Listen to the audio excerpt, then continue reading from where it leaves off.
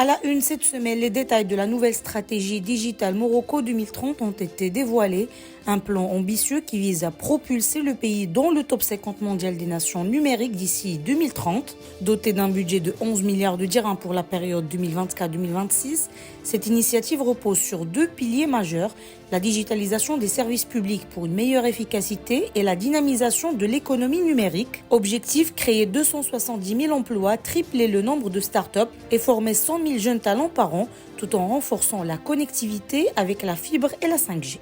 Et puis, en réponse aux hautes instructions royales, le gouvernement a lancé cette semaine un programme d'envergure pour la réhabilitation des zones touchées par les récentes inondations dans le sud-est du pays. Les provinces de Rachidi, Amid, El Ouarzazate et bien d'autres ont été sévèrement affectées avec des pertes humaines et d'importants dégâts matériels. Doté d'un budget de 2,5 milliards de dirhams, ce plan vise à reconstruire les infrastructures essentielles et à soutenir les agriculteurs et éleveurs afin de relancer l'activité dans ces régions sinistrées. Cette semaine aussi, le Conseil de Banque El Maghreb a pris la décision de maintenir le taux directeur à 2,75%. Ce choix est motivé par la stabilité relative à l'inflation qui évolue à des niveaux modérés grâce à la baisse des prix des produits alimentaires à prix volatiles et au ralentissement de l'inflation sous-jacente. Avec une composante sous-jacente aussi autour de 2%, la Banque centrale estime qu'il n'est pas nécessaire de modifier la politique monétaire actuelle tout en restant attentive aux évolutions économiques et sociales.